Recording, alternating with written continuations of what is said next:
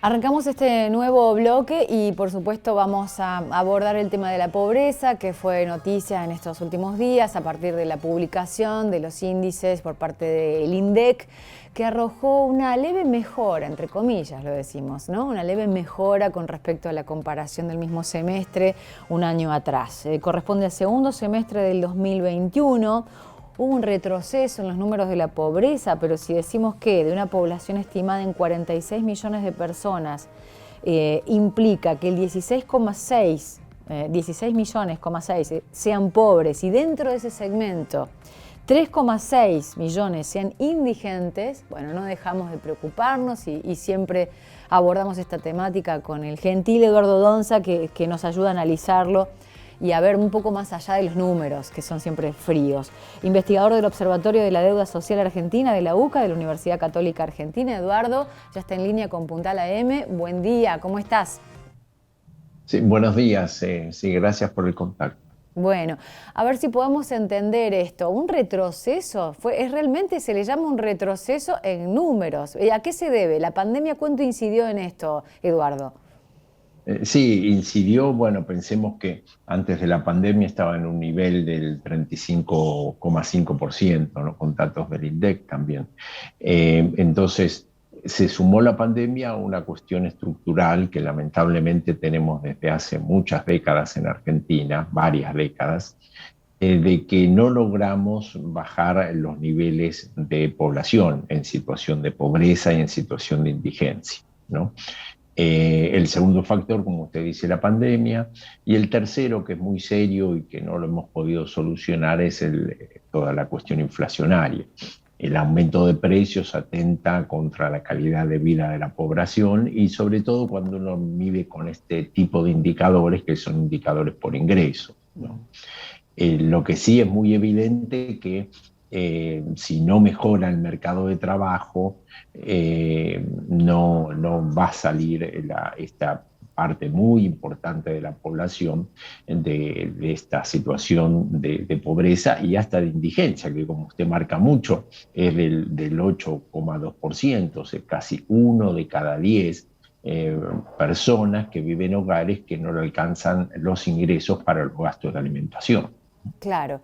Bueno, siempre solemos abordar el tema de la estructuralidad de la pobreza, ¿no? ¿A qué se debe, qué se dice cuando la pobreza es estructural y el problema que tenemos en Argentina ya desde hace mucho tiempo?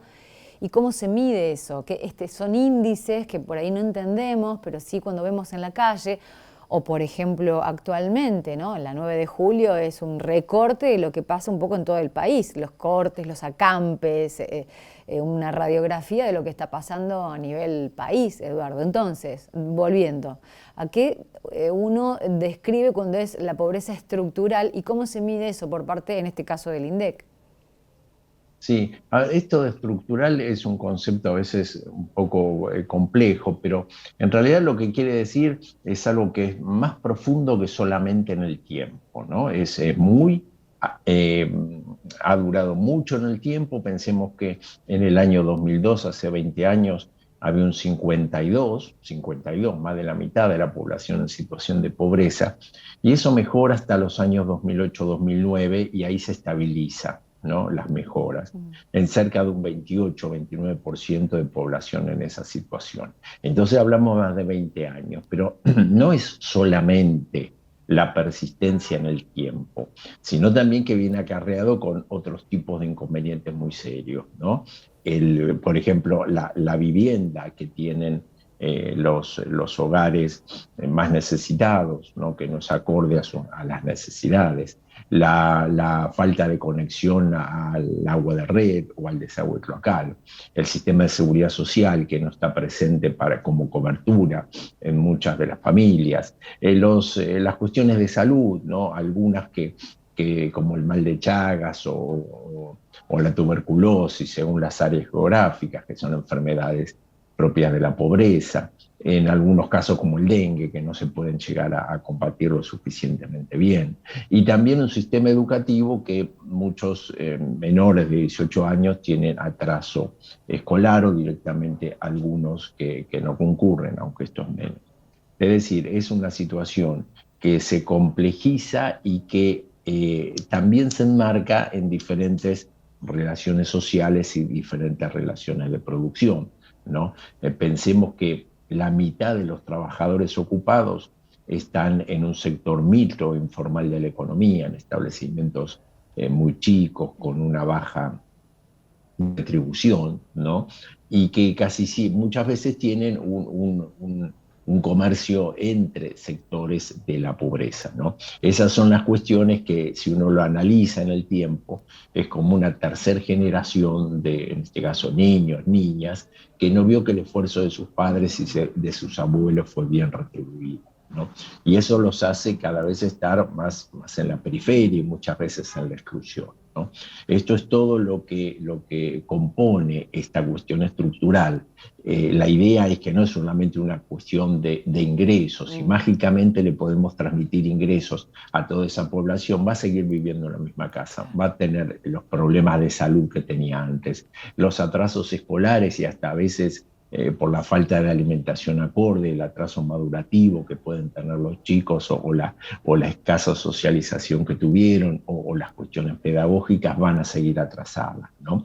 Esto es lo que nos habla de que es algo complejo, es algo difícil de cambiar y que nos tiene que llamar también a la reflexión de un desarrollo de políticas de Estado que apunten al aumento de la producción y del trabajo, a la generación de riqueza, ¿no? Teniendo muy en cuenta también la diversidad territorial, ¿no? Uno de los problemas también en Argentina es que no hay un sistema de información territorial acorde a lo que lo tendríamos que tener, y también que hay que tener muy en cuenta las economías regionales, ¿no? Subvencionarlas, apuntalarlas, las que vienen de estudios serios y acompañarlas hasta que puedan hacer un despegue y que tengan su economía. Ujú. Y en ese sentido, la medición del INDEC sería el artefacto, la herramienta unificadora en este índice que unifica lamentablemente la pobreza en de los diferentes sectores de la Argentina. Eduardo, le pregunto porque los lugares más afectados, tengo entendido, siempre son, bueno, las periferias, ¿no? El Gran Córdoba, el Gran Mendoza, el Gran Santa Fe, ni hablar del Gran Buenos Aires, pero Cuyo aparece como una de las zonas también más afectadas en esta última medición. Sí, también, ¿no? Aunque tradicionalmente no lo es, tradicionalmente es el noroeste argentino, el noreste, ¿no? Y están un poco más cubiertas lo que es la parte de la Patagonia y Cuyo, ¿no? Eh, el efecto de la pandemia fue muy desigual, la recuperación puede ser que sea un poco más lenta en algunas regiones que en otras, y hay que ver también cómo los programas sociales que suelen estar implementados en las diferentes áreas geográficas, ¿no? Pero por supuesto que Cuyo es una región que es relativamente pujante, tiene una industria que también puede ir a avanzar y con productos que se pueden también colocar a nivel internacional, que eso es algo que tenemos que desarrollar mucho, ¿no? Las potencialidades de producción y exportadoras, ¿no? Y después hay un hecho, como usted dice, de las grandes ciudades, ¿no? Que atraen, ¿sí? A lo que es una población que a veces está en un área geográfica que no está muy desarrollada productivamente, a veces aislada hasta de las grandes ciudades, y se ven forzadas las familias a una migración por cuestiones laborales. Y la elección es, lógicamente, una gran ciudad. Desde su punto de vista, objetivamente están mejor, están más cerca del Estado, pueden hacer una demanda y es visible, como está diciendo usted, lo de la capital federal en este momento, de los ACAMPE, ¿no? Se visibiliza mucho más, se forma también una masa crítica que es conveniente para la demanda, en un volumen de personas que pueden hacer ver la demanda, están más cerca de una escuela, de un hospital, y también de la posibilidad de desarrollar una changa, ¿no? Recicladores de residuos, de cartoneros, inventarse un trabajo, ¿no? Pero estamos obligando también, ese es otro efecto negativo, porque no hay una política de Estado del desarrollo de las regiones, estamos obligando a migrar a las familias para buscar un mejor destino, ¿no? Que tampoco es un mejor destino cuando uno lo ve relativamente. No, no, claro, y de hecho, bueno, se está notando ahora en este acampe en donde están pidiendo asistencia del Estado, acceso al programa Potenciar, que es equivalente a la mitad de un salario mínimo vital y móvil, ¿no? Si uno se pone a sacar cuentas, tampoco alcanza, ¿no? Hablamos de pobreza estructural y este pedido tampoco alcanza. Y digo, y ahí voy con la pregunta, digo, desde el observatorio en el que usted está, Eduardo, ¿qué antecedentes de políticas públicas o hacia dónde hay que mirar comparativamente, ¿no? En situaciones y en condiciones como el país como el nuestro, para que desarrollar políticas públicas que realmente apunten a atacar la pobreza estructural y empezar a desenterrar esta raíz tan profunda que tenemos desde hace tanto tiempo? Sí, bueno, lo que usted dice es un caso puntual, ¿no? Hay cuestiones puntuales y hay cuestiones generales. Cuando la situación es tan adversa, hay que hacer diferentes tipos de políticas, Mm. implementar diferentes tipos de políticas.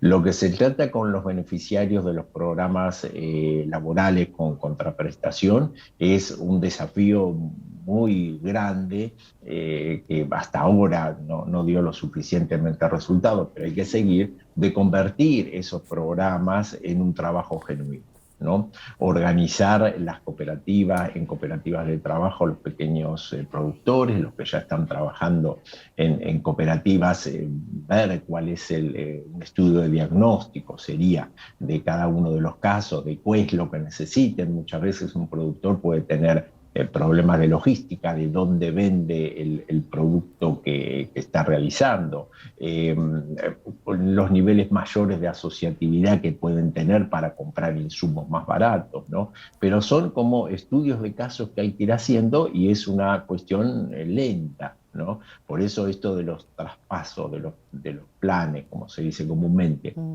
a lo que es un empleo, una ocupación genuina y productiva es difícil, pero hay que intentarlo sistemáticamente. Y después hay toda una parte de la economía social que ya está instalada, que es cerca de un 20% de los trabajadores ocupados, que un poco coincide, ¿no? Parcialmente con eso, con ese universo de los programas sociales, que habría que también potenciarlo, ¿no? Y después está la gran macro, digamos, lo que es los empleadores más formalizados, que hay que apuntalarlos también, cómo pueden aumentar su producción y sus inversiones. Pero para eso se necesita el desarrollo de políticas de Estado, Mm. ¿sí? A nivel nacional, regionales y también municipales, pero que sean consensuadas entre los actores de la producción y el trabajo, ¿no?